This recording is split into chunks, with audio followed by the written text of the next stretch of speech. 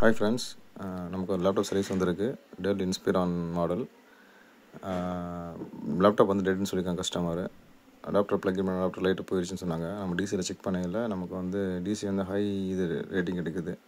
DC machine பார்த்தா தெரியும், அந்த 5 ஆம்ஸ் டேரெக்டாக எடுத்துக்குது நம்ம ப்ளக்இன் பண்ணால்.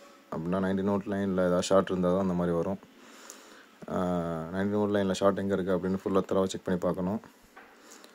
நம்ம வந்து இதை செக் பண்ணி பார்த்துட்டு அப்புறமா வந்து அந்த ஷார்ட்டை ரிலீஸ் பண்ணணும். அதை இதர் மாஸ்ஃபெட் ஷார்ட்டாக இருக்கா, இல்லை வந்து ஏதாவது கெப்பாசிட்டர் ஷார்ட்டாக இருக்கா, இல்லை வேறு ஏதாவது ஐசி எதுவும் ஷார்ட்டாக இருக்கான்னு தெரியல. ஃபுல்லாக செக் பண்ணி பார்த்தா தான் தெரியும். நம்ம ஃபஸ்ட்டு இம்பிடன்ஸ் வேல்யூ எப்படி இருக்குன்னு பார்ப்போம். இம்பிடன்ஸ் வேல்யூ வந்து எல்லா காயிலையும் செக் பண்ணி பார்த்துட்டு நமக்கு வந்து எந்த காயிலில் வந்து ஷார்ட் ரொம்ப இம்பிடன்ஸ் ரொம்ப லோவாக இருக்குது அப்படிங்கிறத பார்த்து அதை வச்சு நம்ம வந்து அந்த ஏரியா தான் ஷார்ட் இருக்கும் அப்படிங்கிறத வந்து கணிக்க முடியும். எந்த இதிலெல்லாம் ஹை ரேட்டிங் இருக்கோ, ரீடிங் வந்து உங்களுக்கு இம்பிடன்ஸ் நல்லாயிருக்கோ, அது வந்து ஷார்ட் இல்லைன்னு அர்த்தம். அது வந்து நமக்கு வந்து கிளியர் ஆகிரும். அதுக்கப்புறம் நம்ம வந்து அந்த ஒரு என்ன சொல்கிறது, குறிப்பிட்ட லொக்கேஷன் நம்ம வந்து இது பண்ணிடலாம். அதை வச்சு இம்பிடன்ஸ் வேல்யூ வச்சு கண்டுபிடிச்சலாம். அந்த லொக்கேஷனில் தான் நமக்கு வந்து ஷார்ட் இருக்க மாதிரி தெரியுது அப்படின்னு. எல்லாத்தையும் போய் நோண்ட தேவையில்லை. தேவையில்லாத இடத்துல எப்போதுமே கை வைக்கக்கூடாது. போர்டில் வச்சா நம்ம வந்து சின்ன ப்ராப்ளமாக வர்றது பெரிய ப்ராப்ளம் ஆயிரும். ரிவர்ஸ் வோல்டேஜ் வர்றதுக்கு வந்து நிறைய பேர் என்ன பண்ணிடுறாங்க அப்படின்னா, எல்லா கெப்பாசிட்டரையும் ரிமூவ் பண்ணுறேன் அது பண்ணு சொல்லிட்டு போர்டை வந்து சின்ன பிரச்சனை வந்து பெருசாக்கி விட்டுறாங்க. அந்த மாதிரி பண்ணக்கூடாது. எப்போதுமே எந்த ஏரியாவில் ப்ராப்ளம் இருக்கோ அதை மட்டும் தான் பண்ணணும். இல்லாட்டியா நமக்கு அது கை வரலன்னா அதை விட்டுறணும், இல்லை ரிட்டன் அப்படி சொல்லி கொடுத்துடலாம், தப்பு கிடையாது. ஏன்னா வேறு ஒரு டெக்னீஷியனுக்கு வந்து மேபி நாலேஜ் இருந்தால் அவங்களால அதுக்கு ரெடி பண்ணிட முடியும். நம்ம வந்து தேவையில்லாமல் கை வச்சு உள்ள போர்டை ரொம்ப மோசமாகிட்டு அப்புறமா இன்னொரு டெக்னீஷியன் போச்சுன்னா அவங்களால அதை கண்டிப்பாக சால்வ் பண்ண முடியாமல் போயிடும். அதுக்கு வந்து கேர்ஃபுல்லாக இருக்கணும்.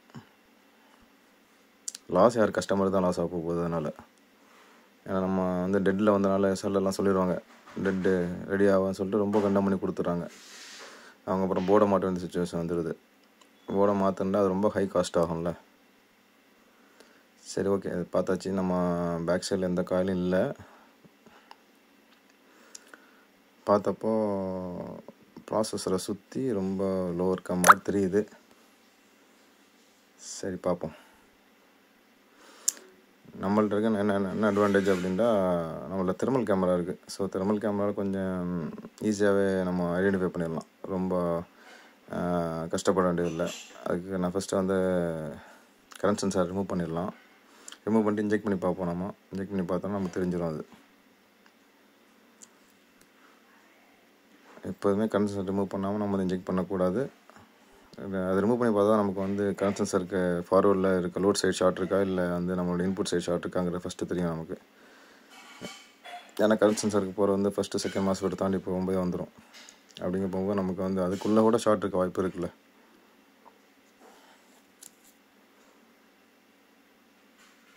ஏன்னா அந்த இடத்துக்கு அதுக்கு முன்னாடியே நமக்கு வந்து கெப்பாசிட்டர் போட்டிருப்பாங்கல்ல. கெப்பாசிட்டர் போட்டிருப்பாங்க, அப்புறம் ஜீனர் இருக்க வாய்ப்பு இருக்குது. ஸோ அதனால் வந்து சென்சார் ரிமூவ் பண்ணிவிட்டு நம்ம ஐசோலேட் பண்ணிவிட்டு அப்புறமா தான் இப்போ பார்க்குறோம்.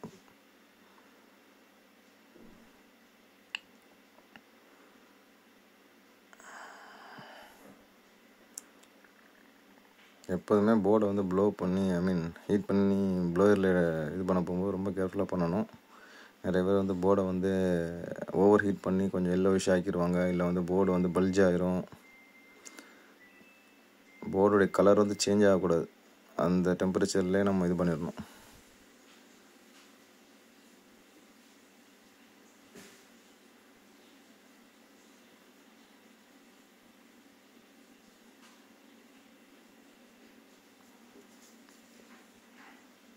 அது டெம்பரேச்சர் உங்களுக்கு என்ன கன்வீனியண்ட்டாக இருக்கோ அதை வச்சுக்கிறங்க. ஒவ்வொருத்தங்களுடைய ஹேண்ட் ஒரு மாதிரி இருக்கும். அதை நம்ம வந்து அதுக்கு தகுந்த மாதிரி வச்சுக்கலாம். நம்ம எனக்கு வந்து அப்ராக்சிமேட்டாக 300 to 350 டிகிரி அதில் வைப்பேன். அதுக்கு மேலே நான் போக மாட்டேன். கொஞ்சம் டைம் எடுக்கும். ஏன்டா ஃப்ளெக்ஸ் அப்ளை பண்ணாலுமே வந்து அந்த பழைய சால்டர் இருக்கும்ல, அதனால் கொஞ்சம் டிலே ஆகும். பட் ஓகே, எந்த டேமேஜும் வராது போர்டுக்கு.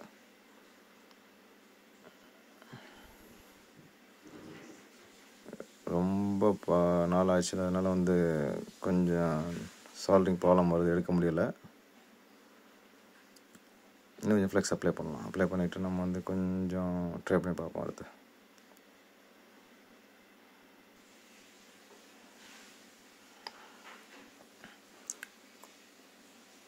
டெம்பரேச்சர் வந்து ஸ்டாண்டர்டாக ஒரே டெம்பரேச்சர் வைக்க மாட்டேன் எப்போவுமே.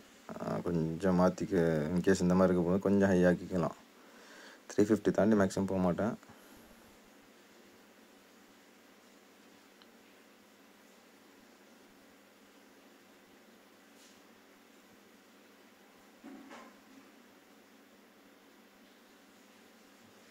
வந்துச்சு. மைண்டில் இன்க்ரீஸ் பண்ணாலே வந்துச்சு அது. சரி, ஓகே.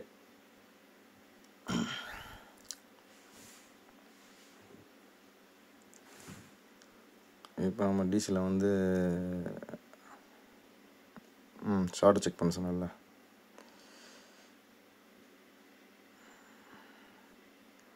செக் பண்ணி பார்த்தப்போ இன்புட் சைடில் வந்து நமக்கு ஷார்ட்டை வரல. ஸோ லோட் சைடெலாம் வந்துருக்கு.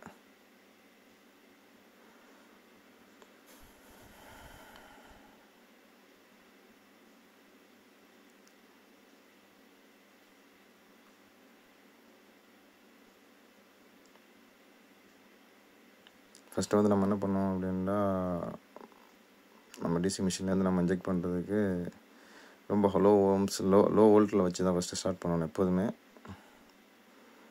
High volt வச்சிடக்கூடாது. எப்போதும் வச்சுட்டாலே வந்து வேறு பிரச்சனைகள் இதாகிடும்.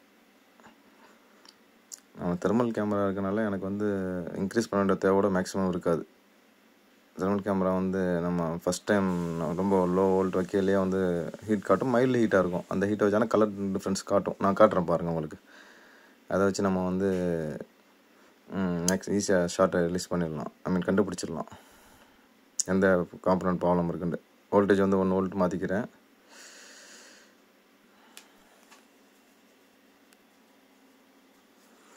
எப்போதுமே நமக்கு தேவையான டூல்ஸ் பர்ஃபெக்டாக இருக்கணும். இருந்தால் வந்து வேலை ரொம்ப ஈஸியாக இருக்கும். இல்லைன்னா ரொம்ப காம்ப்ளிகேட்டடாக இருக்கும், கஷ்டமாக இருக்கும், சொல்யூஷன் கிடைக்காது. அது ரொம்ப முக்கியமானது.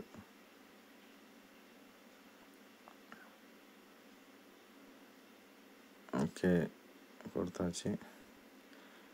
சும்மா நம்ம ஷார்ட் பண்ணி பார்ப்போம் எவ்வளோ ஆம்ஸ் எடுத்துக்குது அப்படின்ட்டு.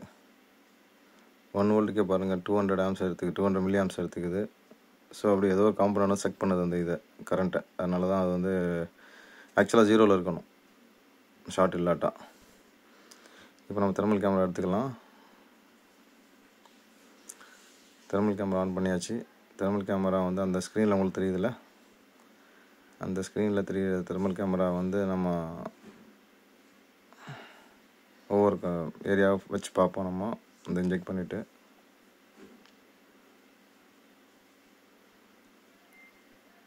இங்கே காட்டுற ரெட்டு வந்து சென்டரில் காட்டுற ரெட் வந்து நம்ம ஹீட் பண்ணோம்ல, அந்த கரண்ட் சென்சார் எடுத்தாலும் அந்த டெம்பரேச்சர் குறையிறதுக்கு லேட் ஆகுது. இங்கிட்ட எதுவும் ஷார்ட் இருக்க மாதிரி தெரியலை. நம்ம போர்டுக்கு இங்கிட்ட பார்ப்போம்.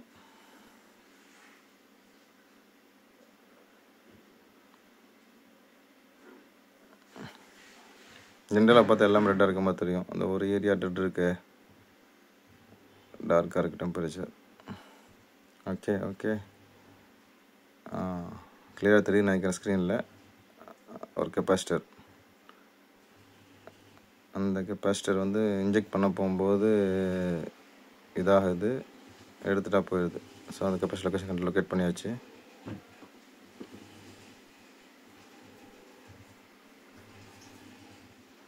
அந்த கெப்பாசிட்டர் ரிமூவ் பண்ணலாம். இப்போ நம்ம ரிமூவ் பண்ணிவிட்டு ஷார்ட் ரிலீஸ் ஆச்சான்னு பார்ப்போம்.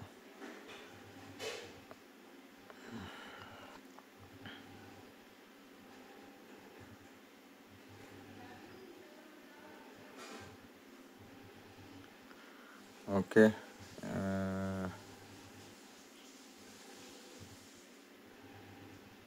நான் ஏற்கனவே சஸ்பெக்ட் பண்ண மாதிரி தான். ப்ராசஸ் செக்ஷனில் ரொம்ப லோ இம்பிடன்ஸ் இந்த மாதிரி இருந்துச்சு. ஸோ ப்ராசஸர் காயிலில் சுற்றி இதான் உங்களுக்கு வந்து அந்த கெப்பாசிட்டர் ஷார்ட்டாக இருக்குது. ஆனால் இதில் ஒரு பிரச்சனை இருக்குது. மேபி பிசி ப்ராசஸர் எஸ்ஓசி அந்த ஷார்ட் இருக்கலாம். ஷார்ட் இருந்தாலும் உங்களுக்கு வரும். ஆனால் நம்ம லக்கிலேயே நம்ம இன்புட் சைடில் இருக்குது. ஸோ இதான் வருது. இப்போ பாருங்கள் 0 ஆம்ஸ் எடுத்துக்குது. ஸோ நான் இன்ஜெக்ட் பண்ணி பார்த்தாலுமே 0 ஆம்ஸ் எடுத்துக்குது. ஸோ எனக்கு தெரிஞ்சு ஷார்ட் ரிலீஸ் ஆகிடுச்சு. அதுதான் அந்த கெப்பாசிட்டர் தான் ஃபால்ட்டு.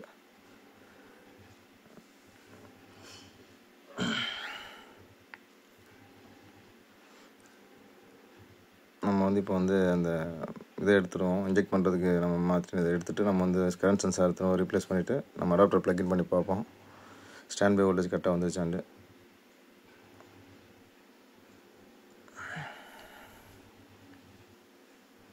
ரிலீஸ் ஆயிடுச்சு. ஸோ லோட் சைடு உள்ள ஷார்ட்டையும் காணும். இப்போது நம்ம கரண்ட் சென்சாரை வச்சுட்டு நம்ம வந்து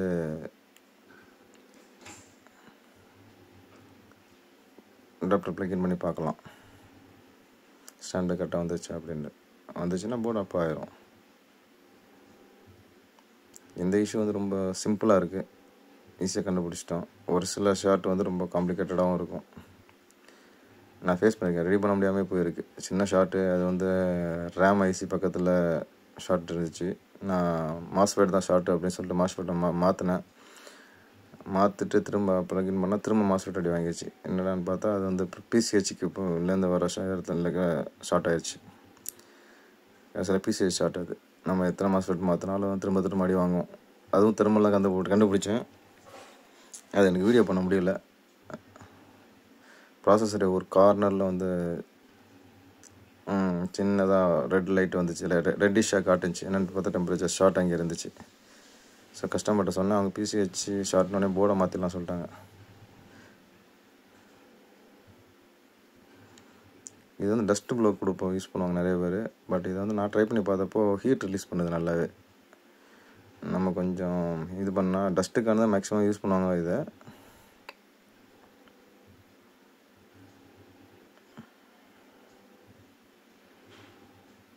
முடிஞ்ச அளவுக்கு நம்ம வந்து போர்டை எதை ரிப்ளேஸ் பண்ணுறோமோ பண்ணிவிட்டு நம்ம வந்து அதை நீட்டாக க்ளீன் பண்ணிட்டோம்னா நம்ம கை வச்சே தெரியாத அளவுக்கு மெயின்டைன் பண்ணணும். அதை ஒரு டெக்னீஷியன் பார்த்தா கண்டிப்பாக கண்டுபிடிச்சிருவாங்க இந்த இடத்துல கை வச்சுருக்குன்னு. பட் ஸ்டில் நம்மளால் முடிஞ்ச அளவுக்கு அந்த இதை வந்து நிறைய பேர் அந்த ஃப்ளெக்ஸ் அப்படியே வச்சு அப்படியே போர்டு ரெடியான இது க்ளோஸ் பண்ணி கஸ்டமர்ட்ட அதை ரெடியாக கொடுத்துட்றாங்க. அந்த வேலை பண்ணக்கூடாது. எப்போதுமே போர்டை நீட்டாக க்ளீன் பண்ணணும். அந்த டஸ்ட்டுனால நிறைய பிரச்சனைகள் வரும்.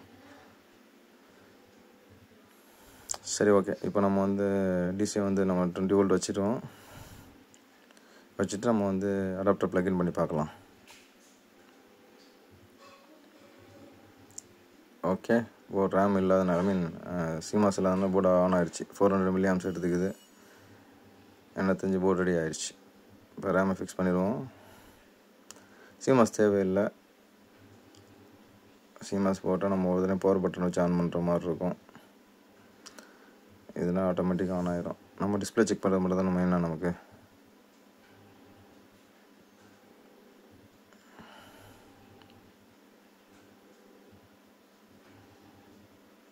மேக்ஸிமம் கீபோர்டு வச்சு தான் டிஸ்பிளே எல்லாருமே செக் பண்ணுறாங்க. ஒரு சில பேர் வந்து பென்ட்ரைவ் வச்சுருக்காங்க. என்கிட்ட இல்லை, அந்த எல்இடி உள்ள பென்ட்ரைவ் என்கிட்ட கிடைக்கல. நான் ஏதோ ட்ரை பண்ணி பார்த்தேன் ரெடி பண்ணலான்ட்டு, அதுவும் பண்ண முடியல. ப்ராசஸர் அப்போ தான் பார்க்கலாம். ஆகுது, ஹீட் ஆகுது, லைட்டாக ரீஸ்டார்ட் ஆகணும். 2-3 டைம்ஸ் ரீஸ்டார்ட் ஆனதுக்கப்புறம் தான் டிஸ்பிளே வரும். நீங்கள் அந்த டெல்லுக்கு மேலே அந்த கீபோர்டில் பேக் லைட் இது கேப்ஸ் லாக் லாக் வருதான்னு பார்த்துட்டு இருங்க. போர்டு அப் ஆயிடுச்சு, நோ டவுட்.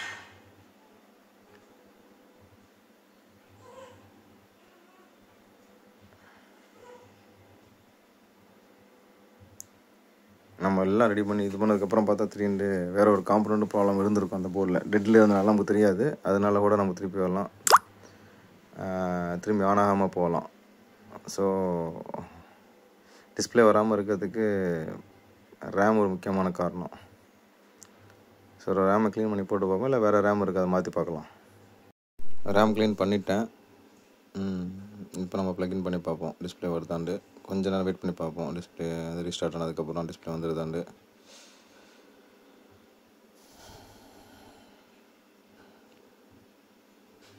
எப்போதுமே சர்வீஸில் பொறுமை வேணும். எல்லாம் கஷ்டப்பட்டு ஒரு இதை பண்ணிவிட்டு அப்புறமா அந்த பொறுமை இல்லாதனால நம்ம வந்து தேவையில்லாமல் ஃப்ரஸ்ட்ரேட் ஆகக்கூடாது. வந்துடும், போர்டு தான் அடியாச்சுல.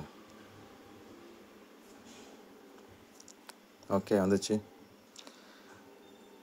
பார்த்தீங்களா. நம்மளாக்கு வந்து லைட் வந்துட்டு போகுதா, டெஸ்ட் பண்ணலாம். சரி, ஓகே, போர்டு ரெடி ஆகிடுச்சு, டிஸ்பிளே வந்துடுச்சு. நம்ம வந்து போர்டை வந்து இப்போது ப்ராப்பராக ஃபிக்ஸ் பண்ணிவிட்டு தான் மற்றதை பார்ப்போம். கிட்டில் ஃபிக்ஸ் பண்ணிவிட்டு டிஸ்பிளே டேரெக்டாகவும் பார்த்துடலாம்.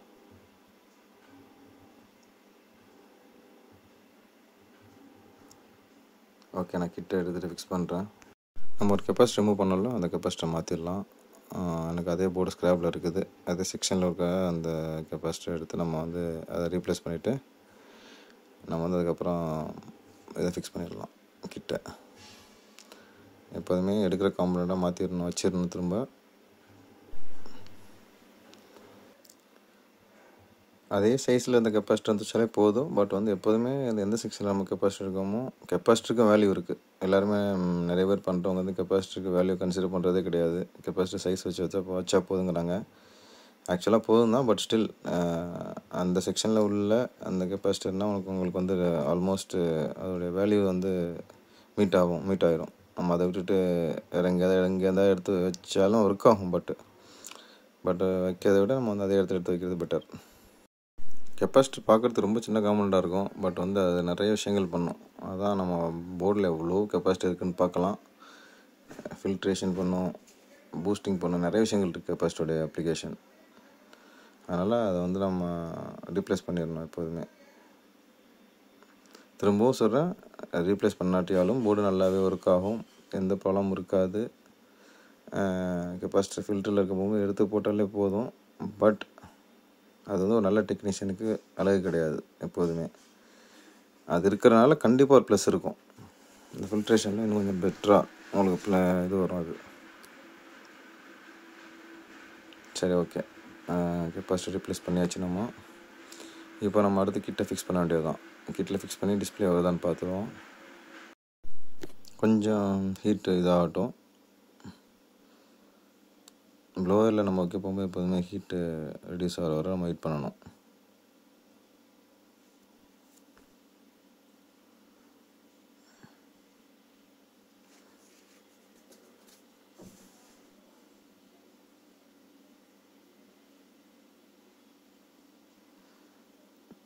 நான் இது ஒர்க் அவுட் ஆகாதுன்னு நினச்சேன், இந்த இதில் வேக்யூமில் பண்ணுறது.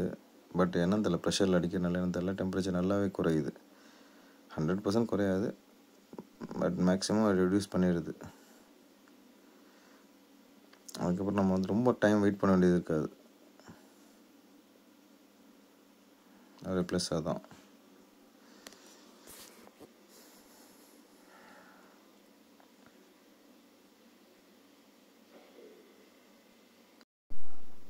ஓகே, போர்டு வந்து ப்ராப்பராக ஆன் ஆகுது. ரீசெக் ஒரு தடவை பண்ணிக்கிட்டேன்.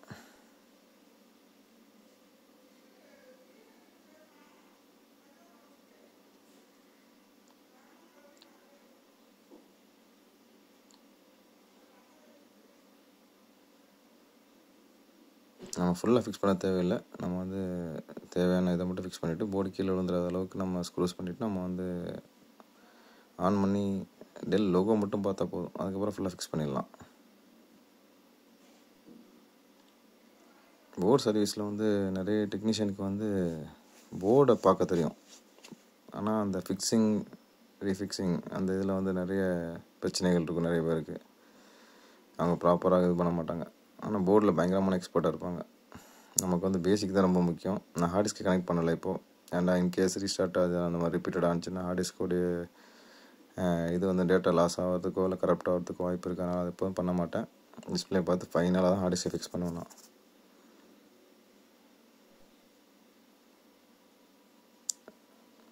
அப்போ நான் எப்போதுமே டிஸ்பிளே கேபிள் ஃபிக்ஸ் பண்ண போகும்போது பேட்ரி சோர்ஸ் எதுவுமே இருக்கக்கூடாது உள்ள.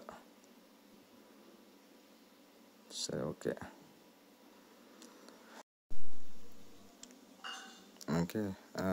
மற்ற எல்லா கனெக்டர்ஸும் மாட்டியாச்சு.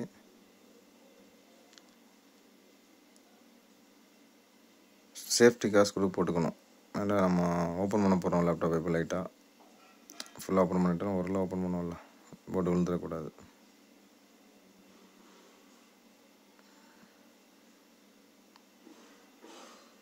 எனக்கு எப்போதுமே பழக்கம், எப்போதுமே என்ன கனெக்டர் இருந்தால் மாட்டுற மாதிரி. அதனால் திரும்ப ஹார்ட் டிஸ்க் கனெக்டர் கை போகுது. பூட்டிங் வர போகிறனால வந்து ஹீட் சிங்க் ஃபேனே மாட்டிடுவோம். ஏன்னா அது ஹீட் ஆகி அதனால் ஆஃப் ஆகிடக்கூடாது பூட் ஆகிற ஸ்டேஜில். கொஞ்சம் நேரம் நம்ம பார்ப்போம்ல. அந்த ஹீட் சிங்க் ஃபேனோட போர்டை சேர்த்து ஸ்க்ரூ இருக்குது. அதனால் வந்து அதை ஒரு ஸ்க்ரூ மட்டும் போட்டோன்னா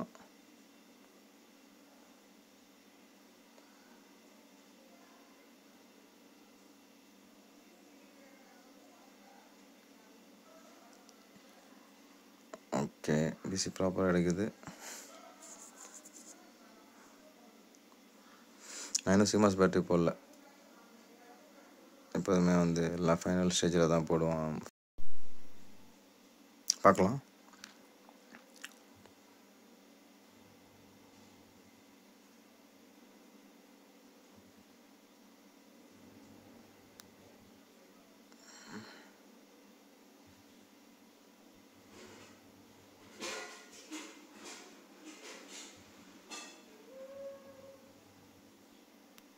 டிஸ்பிளே வந்துச்சு. டிஸ்பிளே வர வர டிசி மேலேயும் டிஸ்பிளே மேலேயும் தான் கண்ணு இருக்கும் எப்போதுமே. ஃபைனலாக வந்துச்சுன்னா தான் அது ஓகே. இப்போ வந்து நம்ம வந்து ஃபுல்லாக சரி ஓகே ஃபிக்ஸ் பண்ணி கொடுத்துலாம் கஸ்டமர்கிட்ட. தேங்க்யூ.